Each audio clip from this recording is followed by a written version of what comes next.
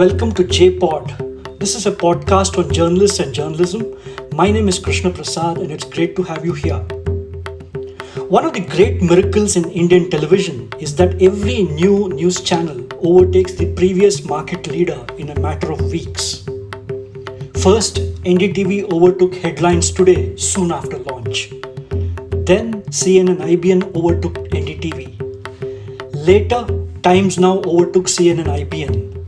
And finally, Republic overtook Times Now within days. The reason for this serial miracle has always been known to industry insiders, but closely guarded from viewers. And the reason is, every new channel has learned to master the distribution game so as to secure ratings. In fact, one of them, CNN-IBN, actually had NDTV's distribution head as its co-founder. This week, when Bombay police claimed they had arrested people who were allegedly bribing viewers on behalf of the current market leader Republic TV to secure ratings, all the other channels which have been left nursing their egos sprung into action. Suddenly, every news channel pounced on Arnab Goswami and his network, and for 2 days and 2 nights in a row, all the great issues of the world, COVID, China, the economy, the US elections, all of them have been shelved to discuss this sudden discovery. In this episode of JPod, I am joined by the man who first alerted India of how TRPs were being fixed not last week but all of 12 years ago. Aunindyo Chakravarty was a young journalist at NDTV in October 2008 when he shot off an email to the channel's founder Pranoy Roy of the errors and manipulation in the television audience measurement data, TAM data. Since then, Aunindyo, who was later managing editor of NDTV's Hindi and business channels, has tracked the rating system which allows channels to inflate viewership and fool advertisers and viewers. In this episode, Aunindyo, who hosts a weekly show on the economy for the online portal NewsClick, discusses the Republic scandal, why channels have no option but to fix ratings in a market like this, and why it is game over for Aaj Tak. Hi Aunindyo, thank you very much for joining me on this podcast and I hope you've been doing well. Aunindyo, I just want to get a sense from you overall as to why do you think it took so long for Indian television media's worst kept secret to come out? Well, let me start by saying actually I was not happy with what happened. Let me be very honest, because I don't think that the police has any place in doing this. And if you look at the way in which they've filed the case and stuff like that, they've claimed that it's basically tricking people, right? They've cheated and got money on that basis, and we don't know whether this money is probably crime money. Who knows whether this is money of some crime. So, I mean, it doesn't pass the smell test. I'll be very honest with you about that. On the other hand, I don't know whether this is really Republic rigs or does not rig. But let's leave that aside. If I'm not mistaken, actually, I think it was Outlook many years, which had originally done this story of TRP rigging. This was in the TAM days. Yes. Where they'd found these homes where they found someone who was a tailor and had studied till the 5th, something like that, I remember. And he was one of the top English news viewers, right? Yeah. So, or English business news viewers. So, I'm saying that this has been going on for a very long time. As you are aware, that NDTV filed a case against TAM, went to New York because, in a sense that there's no law in India. I don't think there was any law in India to take a private company and say, because it's just a survey. What can you say against a survey? Who's telling you that you have to take this as sacrosanct, right? Absolutely. I mean, so therefore they've gone to New York and said that we are saying that the parent companies aren't giving enough resources to TAM to expand its base, right? Now, the point is that this is all covered in the papers. This is nothing new. Everyone knows it. Today, Republic TV has gone ahead of others, right? Using the techniques that others have used in the past. And the question is about rigging. And rigging has been happening all the time in the market. There are people available who are called consultants. They call themselves consultants, and they guarantee you a certain amount of rating. Yes. NDTV did sting operations with their consent.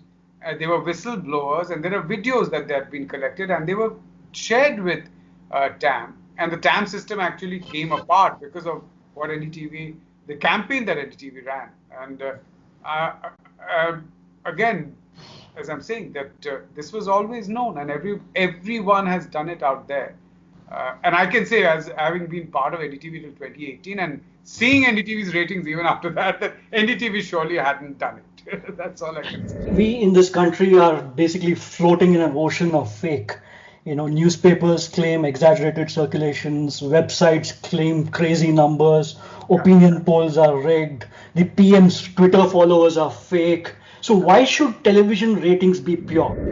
To me, television ratings, Krishna, is not meant for journalists in the first place.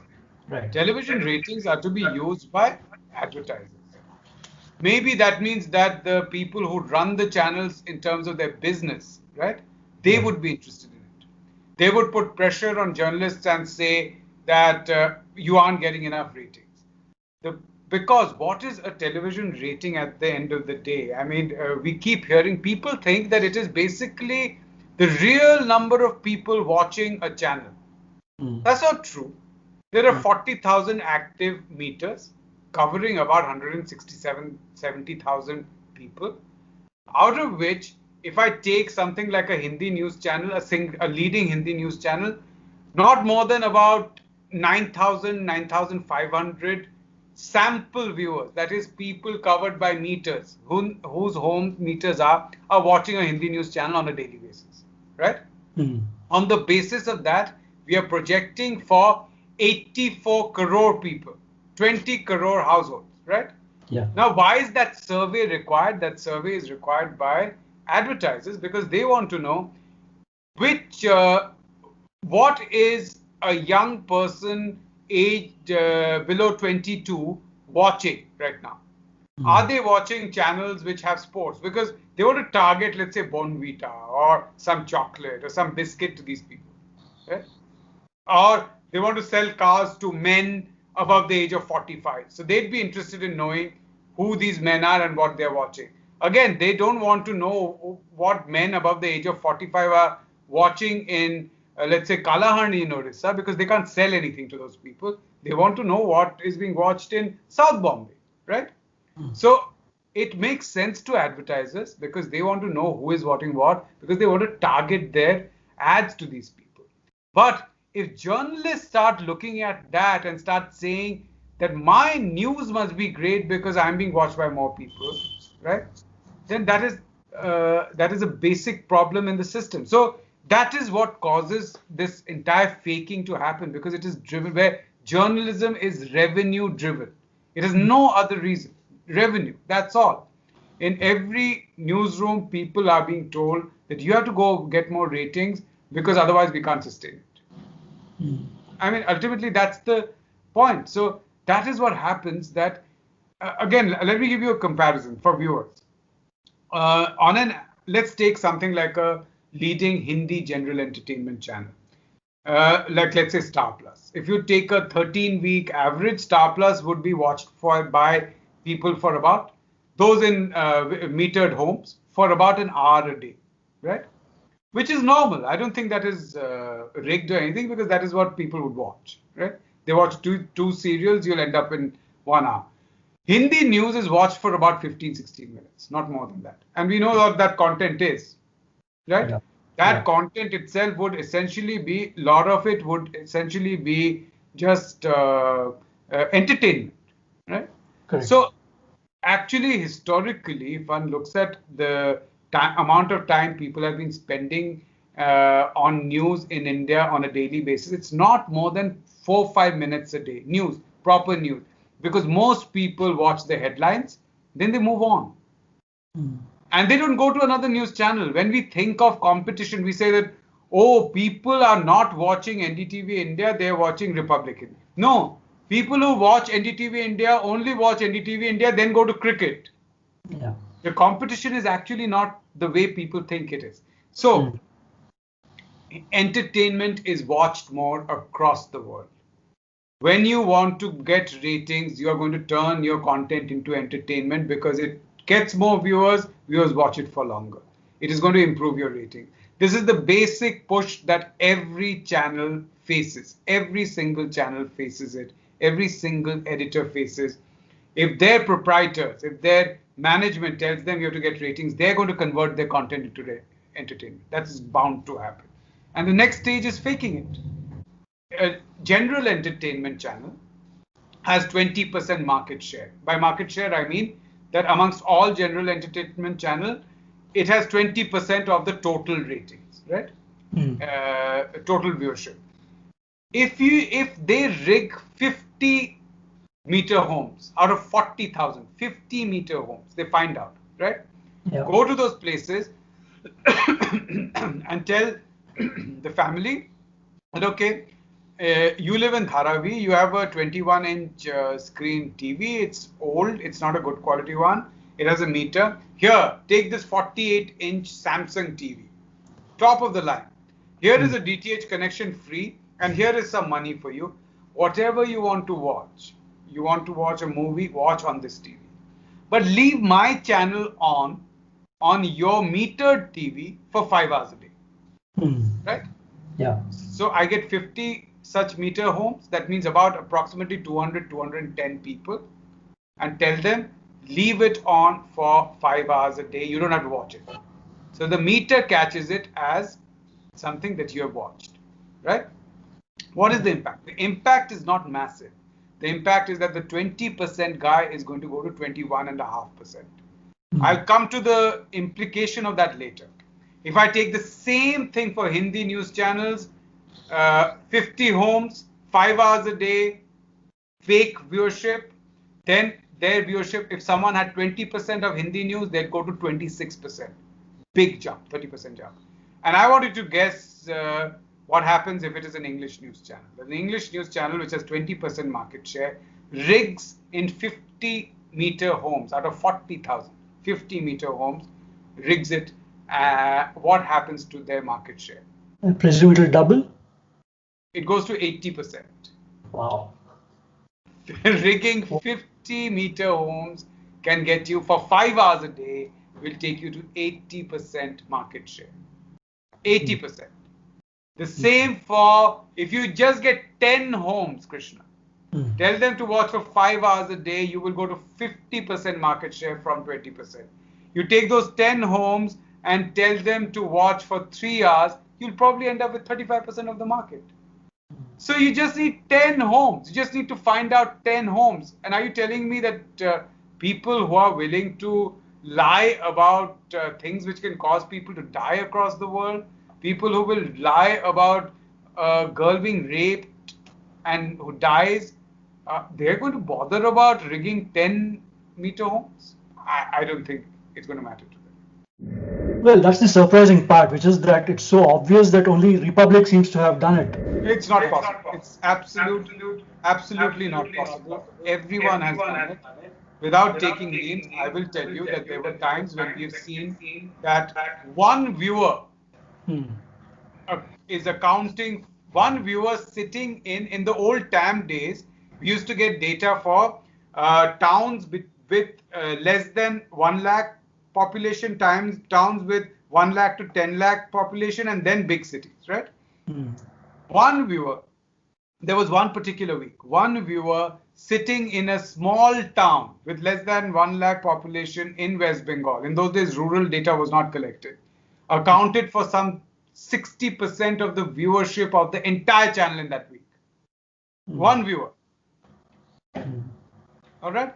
And that this happens constantly. This happens constantly, which is why channel viewership suddenly peaks. A channel which was number 5 goes up to become number 1 in Chennai one week, becomes number 1 from number 5 in Pune the next, then becomes number 2 in Calcutta the next week. It happens all the time. It all happens because a particular viewer who was watching for 10 minutes has watched for 24 hours. It's as simple as that.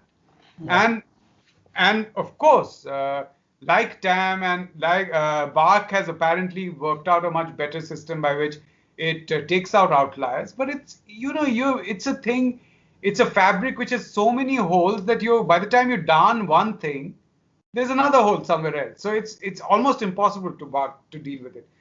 I refuse to believe that others haven't done it. They have done it. We have evidence in the past from the TAM days.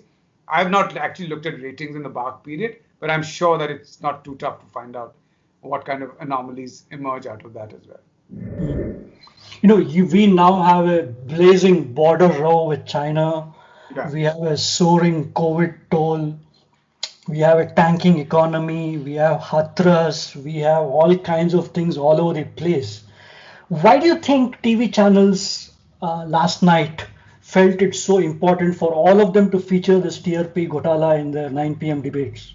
Because they know that Republic TV is out there and they can't beat it. I'll tell you why they can't beat it for two reasons. One is Republic is protective, politically protective.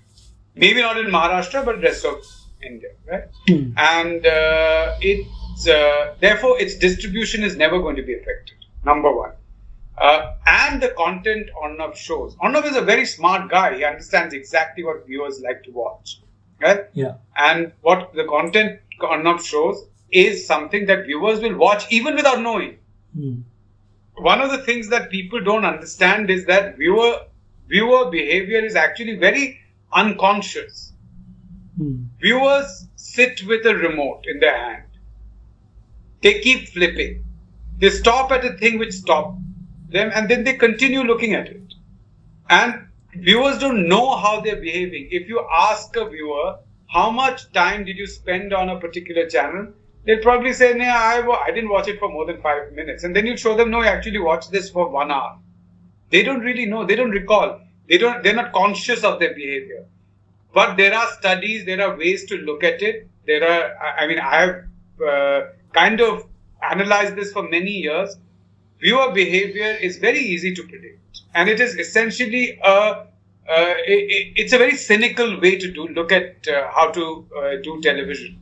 It's the way in which we have all these social media things. I mean, Facebook, Twitter, these are all based on some way on vices that we have. Yeah. It's our envy, our voyeurism, our exhibitionism, all this, our vicarious pleasures in other things. This is what pushes these things. Similarly, television is a lot like that. If you are a thick skin, if you're shameless, then you can you don't have to rig meters. The content which decides what people are going to watch. So I, Krishna, do a show for NewsClick every week. And every time we discuss and I say that, this is an important thing that we should do. And NewsClick is it's an online thing, right? And they don't really care about viewership. They want to push us at, they are interested in the content. I said, but this is important, but I can tell you no one's going to watch it. So I knew that the 2 shows that I've done on farmers issues, I knew that they will not get any viewership. The shows that I do on middle class, this is an economy show, gets more than 1 lakh views.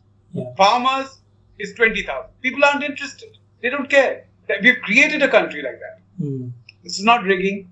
This is true. So there's another way in which, when you ask this question, that why is it that people are watching, channels are showing this? As I said, that they were concerned about Republic beating them, and Republic is giving a hiding. And I think what is happening is Aaj Tak, when you look at a channel like Aaj Tak, it has such a massive brand built since 2000 of being sabse tez, the fastest. Everywhere you go, it is Aaj Tak. I remember a salesperson telling me that when he was in Aaj Tak, he went to an advertiser, right? And he asked that, why do you not advertise on us? We are number 1. So he said that, the guy said that, I don't have to advertise on you for people to think that they saw me on Aaj Tak. Because I put ads on other channels and I ask people, where did you see the ad? They say, Aaj Tak pe dekha hai. Viewers don't remember what they watched.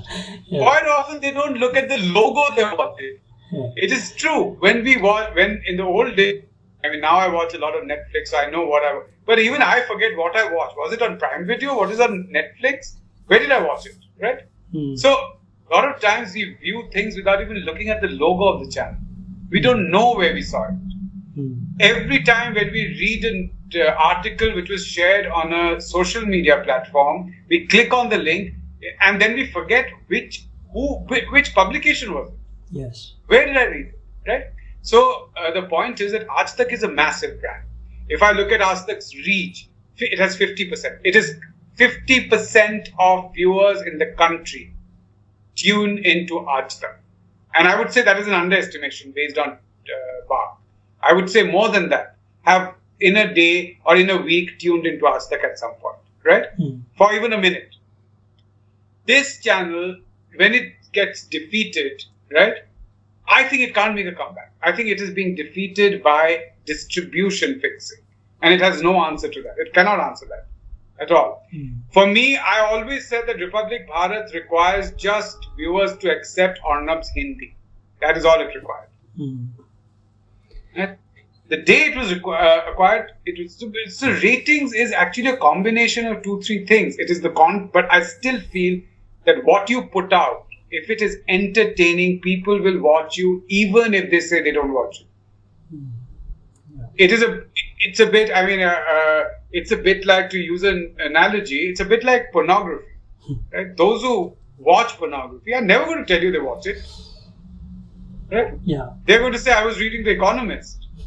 So I say that is what it is. People watch without actually admitting that they watched. Of course, now because of the change in political environment in the country, they'll also proudly admit that they watched this rubbish that was being shown. So that is a major concern. To me, the bigger concern, Krishna, of if fixing is taking place, right, is actually at the level of distribution. And I think I tweeted yesterday as well about it.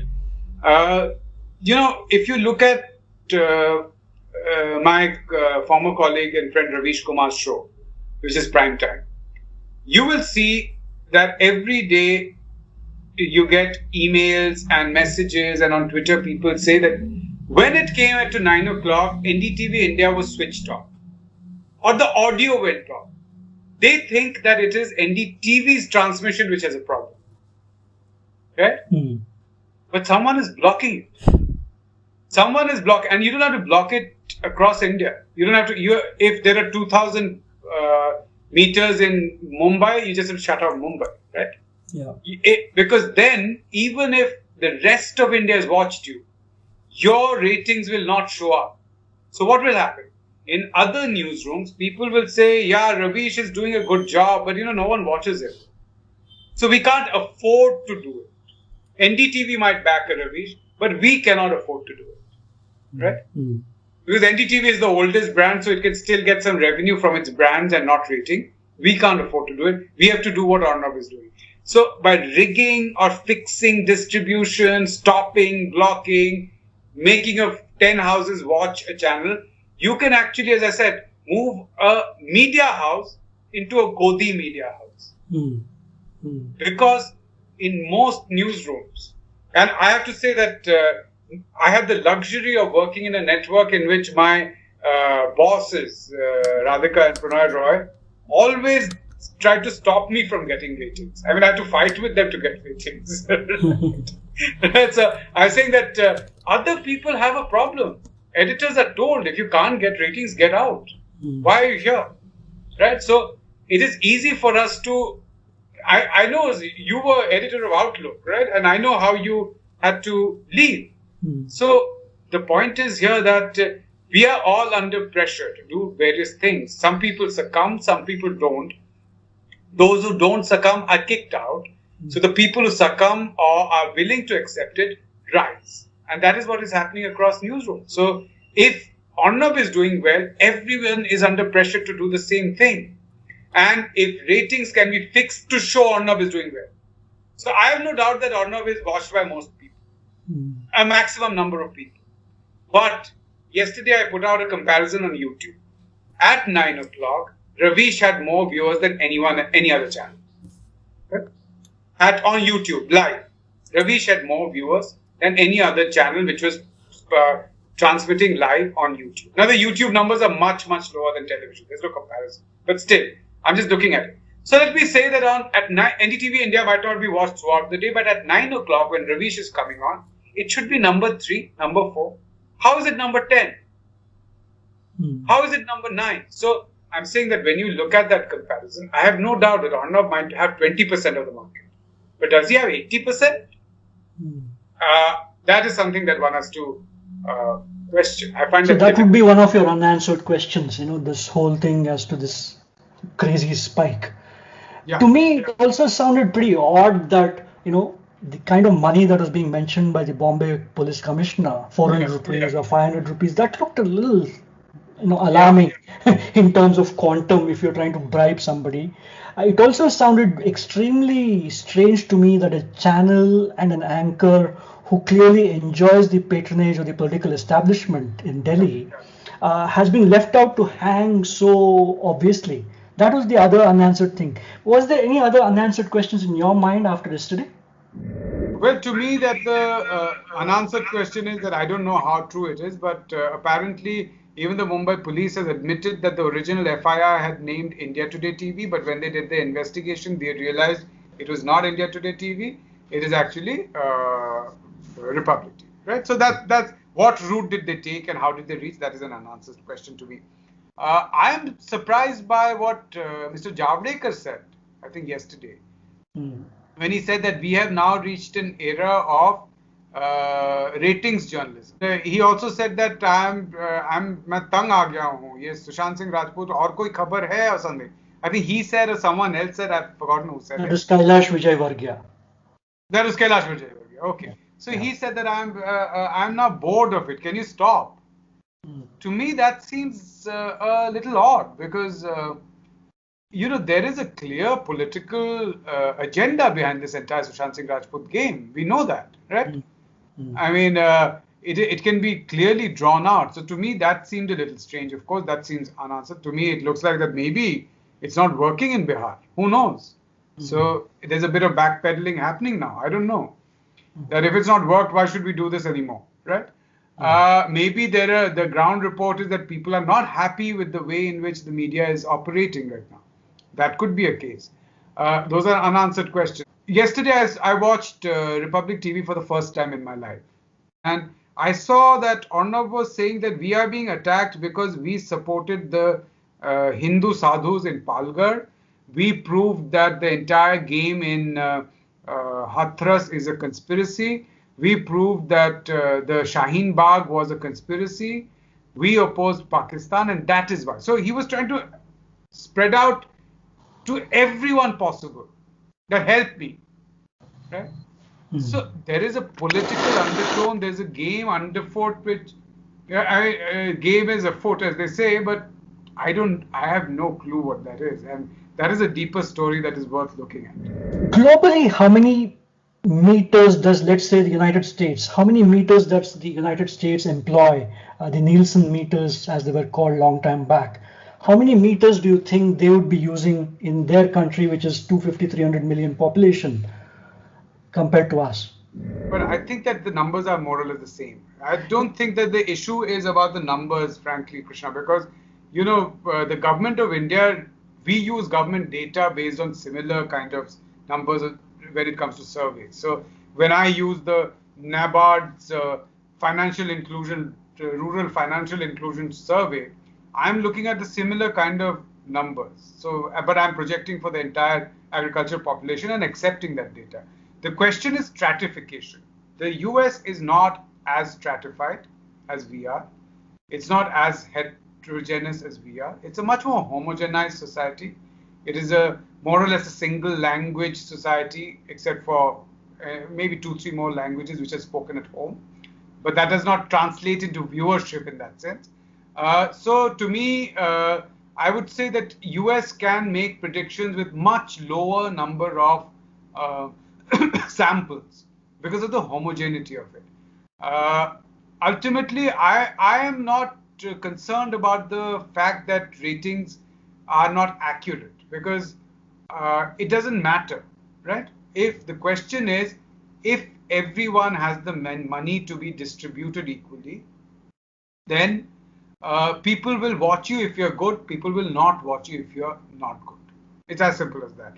And by good, I mean ultimately it is up to advertisers to support content which is news, or say that we don't care. Then why should anyone do news? Everyone should be doing Star Plus. So my point is that I personally am not convinced that the rating system is bad, because the rating system is, again I'm saying, meant for advertisers. It is not meant for journalists. Journalists shouldn't look at ratings, because every time news is not a populist medium. It doesn't matter whether people watch it. The important thing is giving important information. Yes, I used to always say in the newsroom that our job is not to make interesting things look important, but make important things interesting for viewers. The job is to make it interesting. There's no doubt. And rating sometimes does help in terms of feedback. But there must be other ways to do that feedback. There can be those discussion groups that they do. There can be monthly feedback system. You can go and speak to viewers who will give you a feedback. So there are other ways to do that. Ultimately, if you make enough money to sustain news gathering, give decent salaries to reporters, maintain your systems properly, then no one really would care about ratings. I mean, in NDTV India, we stopped looking at ratings. It did impact NDTV India's finances, of course, because you have to think twice before sending a reporter somewhere to cover something. You didn't have the money. But if you had the money, if advertisers said, okay, you are committed to news, right, and we are going to give you the money, with just another 20% more, you could have produced news which was important and done interestingly. Okay, it's not an easy thing to do. Yes, of course, some people are better at it, some people are worse at it. But look at when we say there is so much choice in news, there's no choice, right, Krishna? You go onto a channel and you'll see the same news in every single channel presented in the exactly same manner. There's no difference. So ratings creates homogeneity of content as well. I don't think ratings should be given to channels. It should only be available to advertisers. And channels get it, they go to advertisers and say, look, this is my rating. Right? This is a negotiation tool. That is why they go there and say, give me this money. So there has to be some kind of funding system available, which has to be statutorily guaranteed. It cannot be left to the government of the day.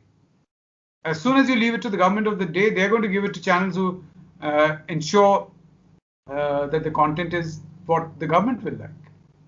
The reason I asked you the question about the US meters is because it just seems so easy to game the system in a country where only 45,000 households have meters, to capture a universe of 80 or 85 crore TV viewers. I'm saying that as I said, that last I'd seen, I haven't seen it recently, but the last I'd seen that the ratio is not significantly, it's not, you won't be able to say that the ratio is significantly different. Maybe it is more, but ultimately the point is that there are certain norms of operation in place. I think that is the issue. But it's not as if the rating system works in the US, because we know how Fox News cracked the rating system by doing sensational news. We've borrowed the Fox News formula. It's not something we developed here. Right? I mean, we didn't develop sensational chat shows which raise a lot of emotions.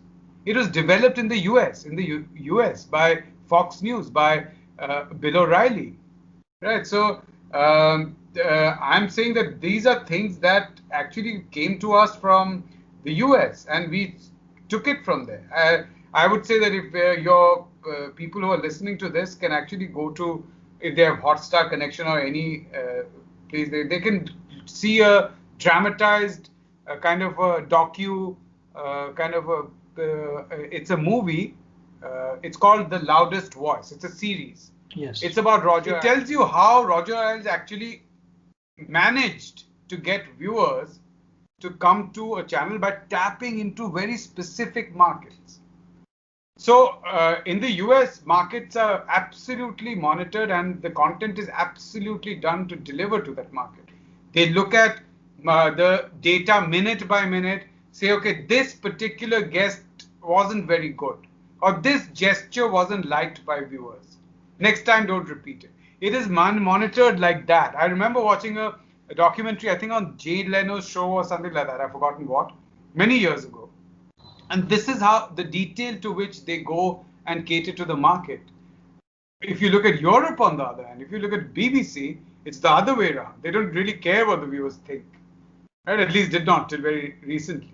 So they say this is what the news is, or this is what the content is. News, of course, they are very conservative, but this is the content. We are putting it out. If people watch it, they watch. If they don't, they don't. Of course, in the last 10 years, that has changed a bit because BBC has also started reacting a little bit to ratings. So I'm saying that the US is a terrible news market in that sense because the leading news channel out there is an outright right-wing fake news peddler. There's no other word. I mean, again, I tell viewers to go to a website called fair.org. Yeah. Fairness in and accuracy in reporting, right? Yeah. And you'll see how many kinds of blatant lies are told on American channels to get rating, to just get rating. There's no other reason for it, by the way. There are people who would switch to some other kind of political position if they got ratings. No, the reason I also ask you this is because it just seems totally unscientific to me that Yeah. only 500 meters are watching English news and just for 8 to 10 minutes a day. I mean, that's bizarre in a country where virtually the second language is English. If you ask me, perhaps the only unifying national language, really. 500 meters deciding the English speaking universe just looks totally odd and bizarre. And so I was wondering how it was decided that these 45,000 homes would be sufficient to capture this universe. You see, the point is that under TAM, when there was TAM had, I think, initially 12,000 homes, and then there was 20,000 homes, and that time it was decided that there should be at least 30,000 homes where there should be meters. But those would be urban homes. Then it was decided that if you bring in rural households, then at least 40,000, 45,000, and I think the government now says at least 60,000 odd you need. So the assumption is that it will be a ratio of about 1 meter will cater to about 12, 15,000 people. That's the assumption being made, right? Again, as far as I'm saying that to me, the issue is not the number of meters, but as you rightly pointed out, the actual size of viewership of certain genre. Here is the problem. Now, Krishna, let's say that I am a person from Bark and I come to your house and say that I want to put a meter in your house. Yeah. So I'm going to say that, okay, I'm putting a meter in your thing, and every time each of you, right, come and watch a channel, you have to press your individual button. So when you come into the room, if you're watching it, do remember to press your button because it will record who is watching. Is this a 40 plus man? Is this a 40 plus woman? Is this a child below 12 years? Right? Yeah. Would you want to do that? You wouldn't, right? So No. basically, whatever Bark may say, whatever Tam may say, any distribution person in any channel will tell you that even those what are called NCCS, the socioeconomic category, those who are basically consumer categories, and for advertisers, NCCS A, supposedly the highest category, the richest people, they will tell you that the meters are, if it's in a NCCS A home, is actually in the staff quarter. It is where the domestic help watches TV. Yeah. Right? Yeah. So, to you, it'll appear that the NCCS A guys only watch Bhojpuri songs. Yeah. Right? So, because affluent people are never going to accept this kind of an intrusion into their life. They're not going to do it. I have 4 people in the house. You expect me to press a button every time I switch on a TV, and then I enter the room, I have to press my button. When I leave to check whether my whether my rice is done, I have to press that button that I've left. Of course, I'm not going to do that.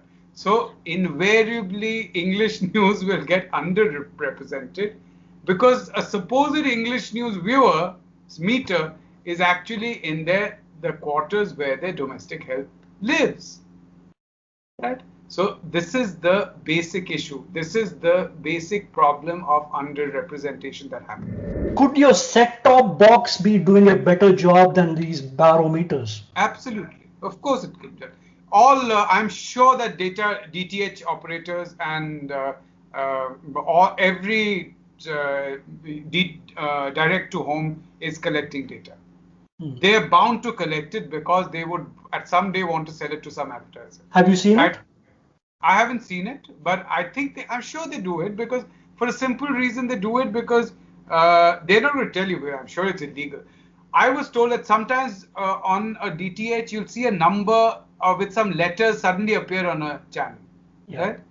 Some conspiracy theorists told me that is actually a code appearing. It's a thing appears to match your screen. It is matching what you're watching, right? Yeah. I know for a fact that in some DTH, what happens if you don't watch a particular channel for a long time, it goes off. I don't know. Maybe they're doing it to maintain their bandwidth and distribution and stuff like that. It goes off, and then they tell you give a missed call to this number and it'll come back, even though you've paid for it, right? So it comes back. So surely they're monitoring how long, or if you've gone on a holiday for 10 days, your entire DTH connection goes. Yeah. And you have to give a missed call on a particular number and it comes back. That means someone is seeing that whether it was switched on or not, right? At the back end, there is some AI, something working to say it is very easy to monitor. But of course, there can be issues of privacy. People might raise issues. But 20 crore homes, let 1 crore people voluntarily say, okay, you can take my data. Don't give my name. But here, this is my age, this is my income size, and this is the data. You can take it, right? 1 crore, that is 5%. Compare 1 crore to 40,000. Yeah. Right? So I'm saying that, of course, all of it is digitized. There's no reason why set-top boxes cannot be slightly changed to get the data back and for it to be stored on a weekly on a 13-week basis. There's absolutely no reason. I mean, the whole hungama is because Republic is number one. If Republic were not number one, I think this wouldn't matter so much to most channels. Okay, so let's assume Republic is number one on the BARC system. What do you suspect would be the ratings with the DTH walas? What do you think the pecking order of channels would be just now, English? It'll still be the Republic. I think that BARC does provide, have meters in DTH homes as well. But maybe that could be, let's say that no one is rigging anything, right? I am one of those people who does not believe that the current, if I have to broadly say, right-wing mood, right, is a conspiracy. I'm not one of those people. I mean, I believe it really reflects the public sphere and public culture as of today. It's a vicious cycle.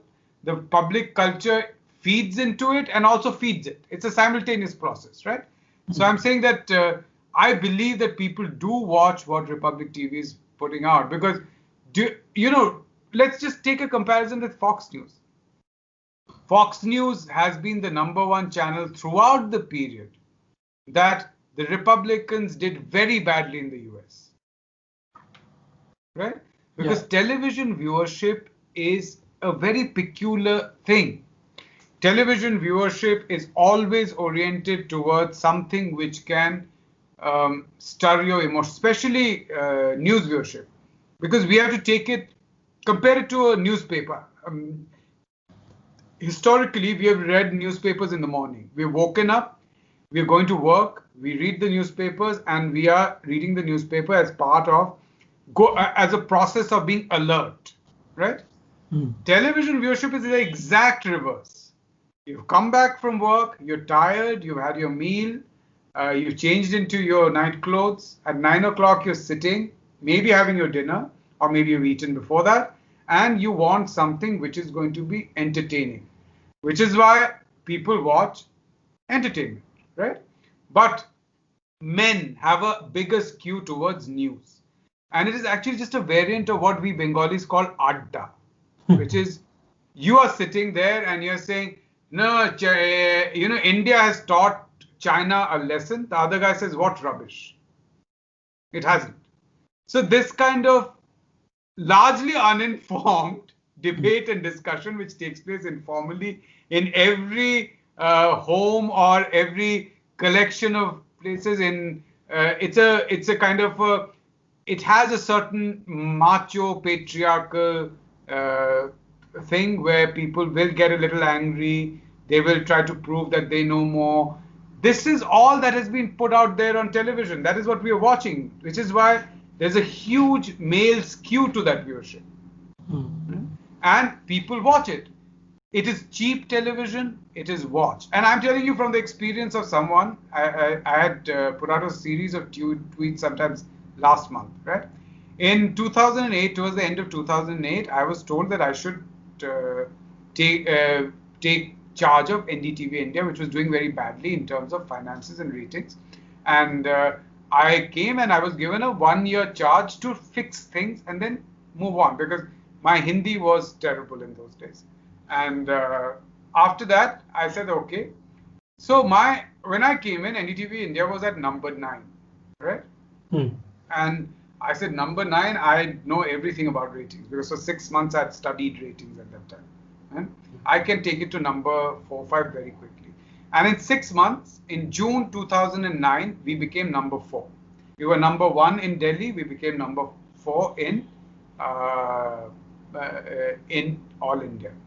I did it using all the tricks known of getting ratings, which is to partly sensationalize, to use visuals on screen which are constantly moving, right? I'd studied a lot on how American channels get ratings. I'd done a lot of reading on what MIT's News Lab was putting out about viewer behavior and stuff like that, and I was using that to get the numbers, right? And as I said, by June, we were number 4 and number 1 in Delhi. But the problem was that most of our reporters were being told on the ground that what has happened to your channel? I mean, they would come back and say, people are abusing us. We've become like other channels, right? So the ratings game is pretty easy to fix. It's not a difficult thing at all. And it is very tempting to do it. It's very easy to do it. In that context, I want to tell you something. I used to do a minute-by-minute analysis of what is being watched. And I realized that if I remove the headlines at 9 o'clock, my ratings will go up. It'll surprise you, right? Yeah, of course. No, so I said that first we used to have a headline, then we used to have 2 stories, and then we would go to a debate. Right? Again, I had stolen the debate idea, like every other person, from Fox News in the US, right? And so I said that, okay, what am I seeing that our ratings are going up in the 8th minute? After the headlines, after the stories, 2 stories, as soon as the debate would start. So I said, let's drop the 2 stories at 9 o'clock and hit the debate right after headlines. So I said, now our ratings are going up at 1 minute past 9. So I said, let's drop the headlines. And our ratings started going up at 9 o'clock. There was no fixing, nothing. This is viewer behavior. At 9 o'clock, they were no longer interested in ratings, headlines, because they'd already got it through the day. There was a 24-hour news cycle. Already various organizations had started putting out news updates on the phone, right? You started getting it. There was a bit of Facebook and stuff which had come up. People were sharing stuff.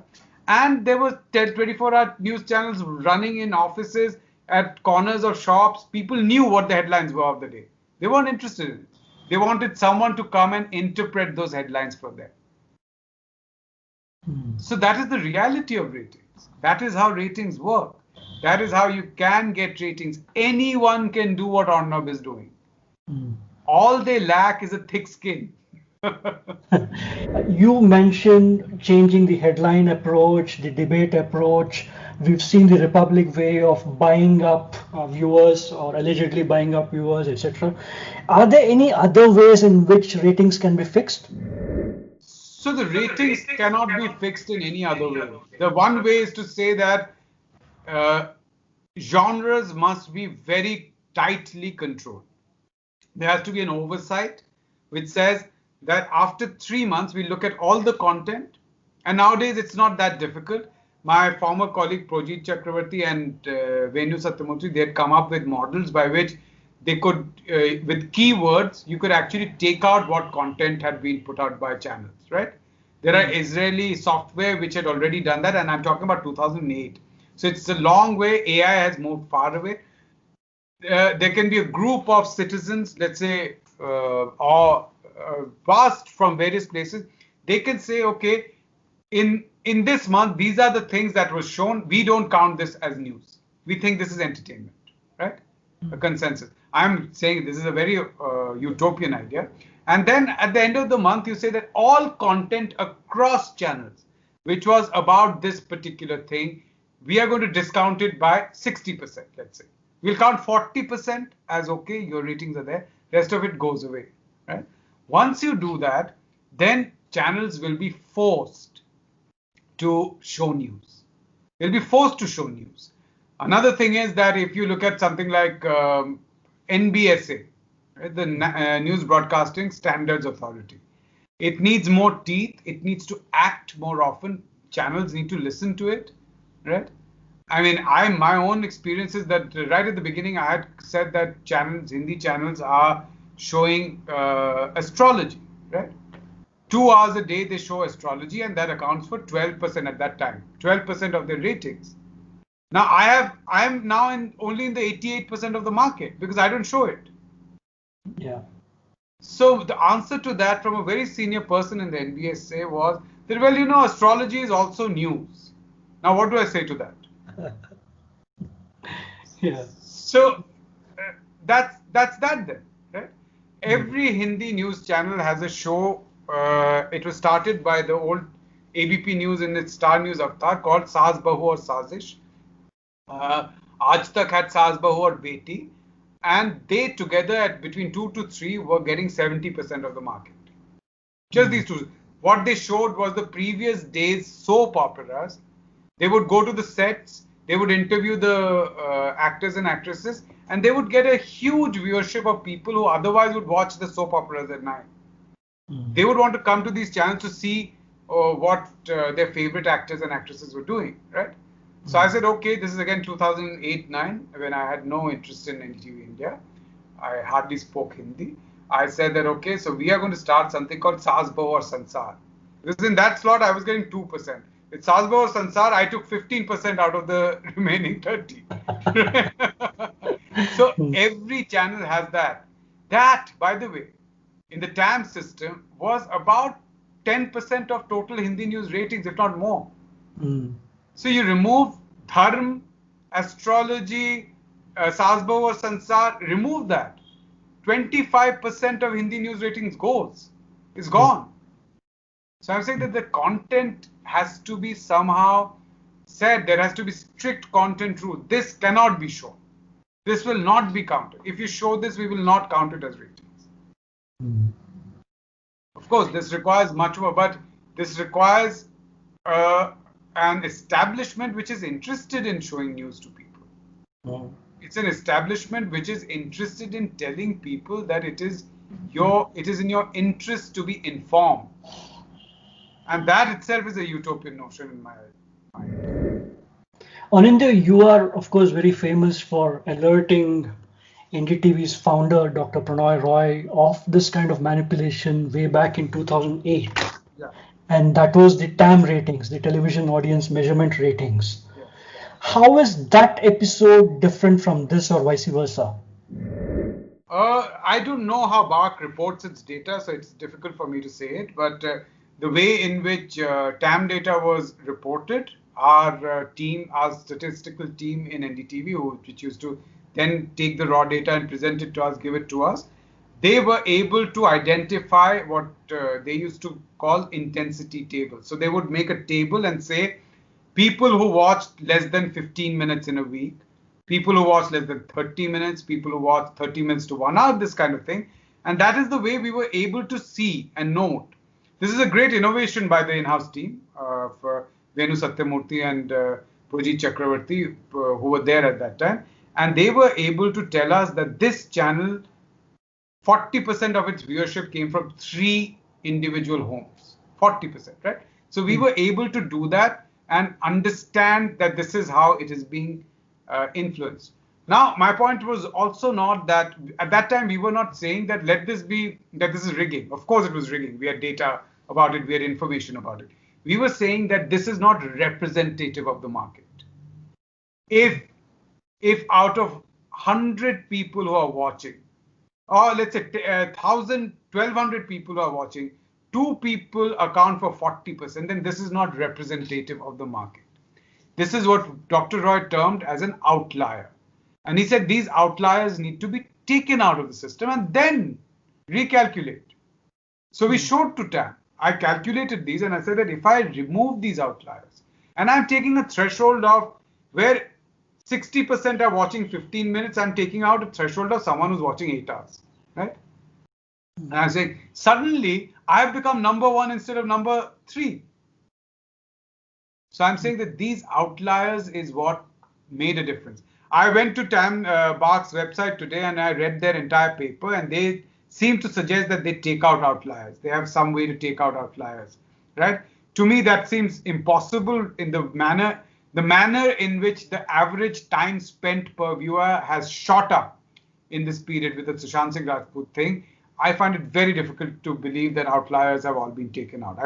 I mean, if it has, then congratulations to Bart for being able to do that, but I find it difficult to believe.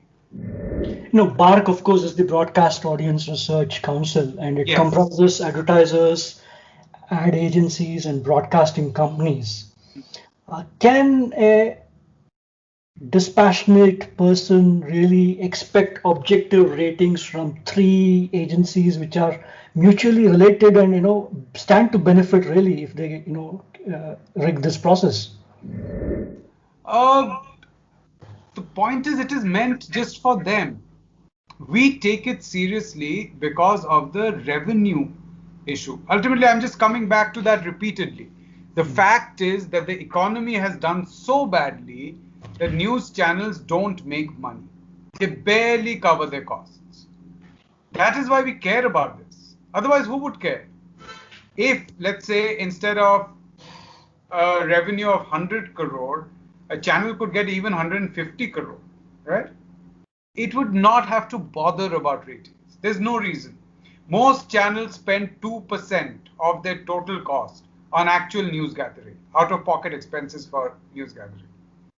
35% of their cost goes in distributing their channel, reaching people. Okay? And then there are journalist costs, paying salaries and stuff like that, which is, of course, an important part of the issue. But the point is that ultimately, if anyone can get a threshold amount, it's not a massive amount. I'm not talking about a massive amount. I mean, look at the revenues of news channels for the last 10 years. It's hardly gone up. Just for inflation, I can guarantee real growth is negative. Right? How do you expect channels to operate? So they have no option but to do this, Krishna. There's no option but to do this. I'm telling you that if I had not got a job in NDTV, I can guarantee, right? And if I had been working in some other channel where my bosses told me that this is what you have to do, this is you need to get ratings. I am very good at getting ratings, so I would have done exactly what Arnav is doing, right? Maybe, or I would have quit. I'm just saying that I might not have done it. I might have quit much earlier. I might have moved out of that business, but someone else would have done it. Someone else would have done it just as they're doing it now. So I'm saying that the point is that the issue is twofold. One is, if a channel like NDTV India can make 150 crore, if India has 84 crore households, viewers. Let's say if 1 crore people watch NDTV India, I'm not saying that many do, but I'm just saying, let's say 1 crore people watching. If they all agree to pay 20 rupees a year on an average, right? In a year, they pay 200 rupees, 150 to 200 rupees for a newspaper per day, per month, right? Yeah. If they agree to pay that much amount in the year, right, then NDTV India would have 200 crore. If they agree to pay 50 rupees in a year, that is 4 rupees per month, then NDTV India would have 50 crore. 50 additional crore over and above advertising. If they pay 10 rupees, then NDTV India will not require advertising. That is what I'm saying. So ultimately, the issue is also about the economy. If people were doing well, if they were earning well, they would not bother. They would say, yes, go ahead. Here's 10 rupees per year. Here is 50 rupees per year. How does it matter? The economy has been doing so badly in India for the last 10 years that people will not pay that 50 rupees. That is the thing. That is the problem right now. People will not pay that 50 rupees. 50 rupees per year from 1 crore viewers, which NDTV India I'm sure has out of those 84 crore. If I take the cumulative reach in a year, it'll be about a crore, I'm sure. If it is 1 crore viewers end up giving 50 rupees per year, NDTV India would not have to look at a single day's ratings, as it still doesn't, but it will be able to hire more journalists, send them all over India, right? Give them 3 months to do a story, right? Carry that cost and bring you news which no one has been able to do. And not just NDTV India, any channel will be able to do that. If you do all that, who's going to cover Riya Chakravarty? Now the point is, Riya Chakravarty would not go to jail. We don't even have to cover her. She, poor lady, wouldn't have gone to jail. But on a serious note, how much do you think Republic would have benefited out of this exercise, which has fetched them so much negative publicity? How much would it have benefited them in terms of advertisers, revenue? What do you think this fixing has done for them, and how long do you suspect it's gone on? See, the point is that I don't think Republic needs to fix. I'm saying that again. I'm putting this on record. If Republic is fixing at all, right, it is doing it to balance out what others are doing. I'll say that. I think that I am a big believer that you can get ratings from only two things. It's very easy to do it. One is by fixing your content, which Republic does extremely well, and the other is to be distributed very well. If your channel does not reach a viewer, if in good quality, everyone's watching on good television sets nowadays, right? Distribute the content. When we were small, we used to be happy to watch a very hazy thing, right? We were used to VHS. Now everyone is used to watching good quality, even on standard definition. So given that, if your channel is got decent bandwidth on a DTH operator, if it has got its audio quality is good, you have good reach, and you know how to put out information, you will get ratings. There is no way to stop you from getting it. What can stop you is someone else rigs it. Republic TV has great political patronage, it has great reach, it has great support, right? It has a lot of people who watch it, and even yesterday, a lot of people would have watched it. I saw on YouTube when Arnav was on first, there were some 70,000 people watching him even on YouTube, right? So it's not as if he's rigging. If he's rigging, he's counter rigging. If someone else is rigging, he's rigging as well. Right? That is to balance it out. Even if he's rigging, if all rigging is removed, even then Arnav will be, I would say, number one. His content, it's his content which is oriented towards revenue, not his ratings. I'm saying that it's oriented towards revenue is because in this system, it's an open secret that if you are questioning the government, advertisers will not dare to put advertisements on your channel. It's very simple. And if you are a front of the government, advertisers will obviously give money to you. This is the way it is. So he does not need any ratings to get money, as far as I'm concerned. I don't think he needs any ratings. Yeah.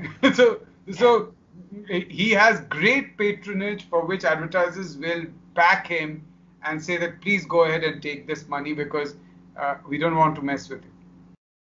It's very Yeah. simple. But as I said, that I think his main thing is political patronage and the content he produces. I'll repeat that the people, if they're cynical people can subvert every institution. Institutions are inherently, democratic institutions are inherently weak. They'll always be. It is a question of convention, ethics, morality, social acceptability of things which will enable institutions to be upheld or subverted. If television news is an institution, then its subversion is very easy in an undemocratic environment, in a populist environment. And that is what is happening right now, and Arnab is making the most of it. Yeah, so far we've only heard of the big brand names from Delhi, the Republics and the TV 18s and so on. Yeah. But how rampant is this whole thing lower down the food chain, let's say with the regional channels and smaller channels in the other languages? So it appears that they've arrested two people from smaller channels, right? Yes. Uh, Again, it requires a certain degree of money to be able to handle it, do it, distribution. Some channels probably have the money, some don't. Most channels are also fronts for politicians. They don't really depend on ratings or revenue. They're out there to push an agenda. If they can push it, they push it. And I think most of them have now become conglomerates. So you'll have, there is ABP Mazha, and obviously ABP has a Bengali channel and it has a Hindi channel. You look at the entire network of ETVs, which have now come under the Reliance group under Network 18, right? It's all over India. So these are also now quite centralized. They aren't. There aren't that many powerful small channels left. They've become centralized. They've all been bought over. They've all come under certain umbrellas across India. So, and then there are, of course, there is a temptation for small channels to do extreme ratings delivering shows. And sometimes they'll end up in jail because of that, because they do certain things which, outrages even the most blasé and, stoic of populations of viewers. So I'm saying that is what happens. Whether they have the money, whether they're doing it, whether they can do it. But the problem here, of course, is that let's say that a small channel, let's say a channel in Kerala, it caters only to, let's say, viewers in Kerala. Then the number of boxes you can actually look at becomes smaller, right? The number of meters. Easier to get caught, easier to be rigged. When you claim to be a pan-national channel, a national channel, what happens? You can say, oh, so what can I do if someone in Odisha watched me for 40 hours? I can't do it. They watch me. They like me. That person likes me there. What can you do? So, which is why these things prop up in different places every now and then. So, smaller channels probably find it more difficult to do than a larger channel would find. That's my view, but I might be wrong on this. Well, one final question, which way do you see this going now? This controversy, because now it's become more or less a polarized political debate between Congress and BJP. BJP, of course, rushing to the defense of Republic and Arnab, JP Nadda, the BJP president, and the INB minister Prakash Javadekar. They've issued statements. So it's become a bit of a political football. But what do you see happening going forward? Do you think Arnab is in trouble? Could this go forward, or will this just peter out very soon? What will happen? He'll probably have a very good lawyer appear in Supreme Court and stay any questioning or something like that, or try to get it stayed. Or he has enough evidence to say that the Mumbai police turned India Today TV into Republic TV. So he might be unhappy about that. He might be able to go to a court and say, look, this is the evidence. This is, I'm being persecuted. The question is whether BJP continues to, support him. And if that happens, then I think he'll be fine, more or less. as I said right from the beginning, I am an absolute pessimist when it comes to television ratings. I'm an absolute pessimist when it comes to, and a cynic when it comes to TV viewers. And this is, I'm not a cynic about India. I'm a cynic about all the entire world in that sense. So I don't think anything will happen to Arnav.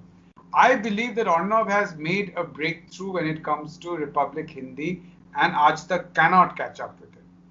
And I think that he's here and he's captured the markets. But I'm saying that there is no channel which is funded properly which questions the government. Every journalist of the entire spectrum who has questioned the government has been thrown out of the job, right? More or less, right? Or some have left because they just didn't want to continue in the system. Is there enough money in India today to put together a channel or a couple of channels which will present the reverse voice? Without saying that tomorrow you need as many ratings as Republic, right? Can that happen? Because Republic is a channel which is actually doing what others were already doing. I mean, Republic has got most of its ratings from Z News. Z News used to be number 3 or number 2. It has gone out of the top 5. It's no longer in the top 5. You can actually see that it is actually taken. Republic has just taken Z News, put it on steroids, and brought it on the street. Z News used to say, "Kya aap dekh rahe hain ye cheez?" And now we are saying, "Oye, kya kar raha hai?" Right? So it's out of the street. Kahan hai Salman? Right? So once it's out on the street, right? The door was opened already. Republic is essentially fighting in that space. It's not as if Republic, Arnav in trouble, is going to change any other channel the way they show things. They're still going to say Tablighi Jamaat and all that stuff.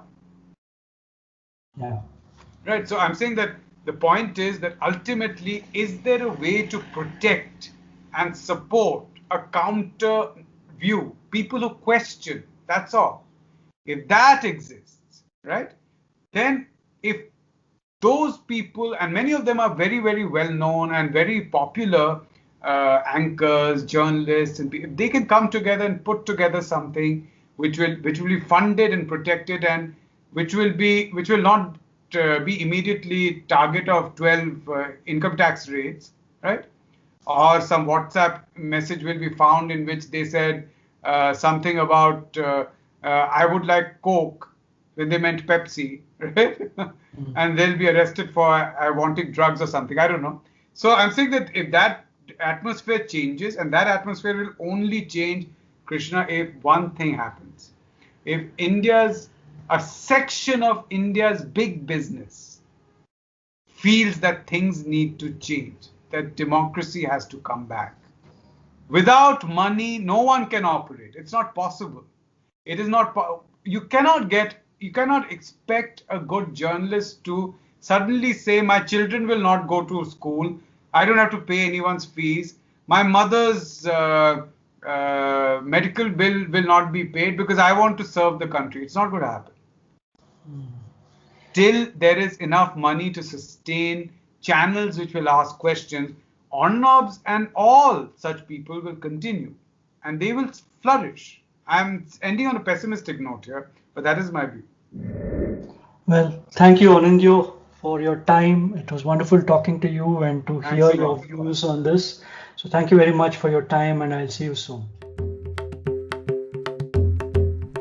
भाई रात दिन media खाली ये दिखाता है कि CBI Sushant के घर पहुंची, कंगना रनौत एयरपोर्ट पहुंची और रिया जेल पहुंची।